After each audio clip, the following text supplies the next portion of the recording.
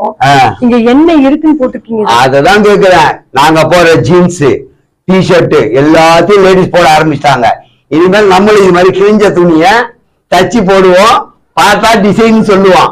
ஏமா நீ சமைக்கிறதுல வந்த அந்த வேலையை பாரு. என்ன ஃபுட் இது சார்? இப்படி பாத்தீங்கன்னா இப்போ நம்ம பசங்க நிறைய வேஸ்ட் பண்ணுவாங்க இல்லையா? நம்ம பசங்க இல்லம்மா, அவங்க ஏமா குழப்பற நீ? பசங்க எல்லாத்தையும் ஸ்நாக்ஸ் கொடுத்தோம்னா இப்ப டிஃபன் கொடுத்தோம்னா வேஸ்ட் பண்ணிடுவாங்க.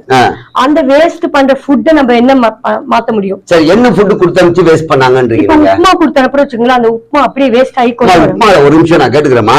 நெய் உப்புமா, சேமியா உப்புமா, ரவை உப்புமா, அரிசி உப்புமா, இட்லி உப்புமா, நீ எந்த உப்புமா சொல்ற? ரவை உப்புமா தான். அப்படி போட்டு பாத்தியா எவ்வளவு தெளிவா கேட்டிருக்கேன். கண்டிப்பா கண்டிப்பா ரவை உப்புமாலே நம்ம எல்லாமே பண்ணலாம் சார். இதே பாத்தீங்கன்னா குலோப் ஜாமா கூட மாத்த முடியும், ஒரு ஸ்வீட்டா கூட மாத்த முடியும். அந்த எல்லாம் எனக்கு வேணாம். வீணா போன உப்புமா ஏதோ பண்றீங்க, அதை மட்டும் தெளிவா வர செய்ய போறோம் சார். சரிம்மா. நம்ம இப்ப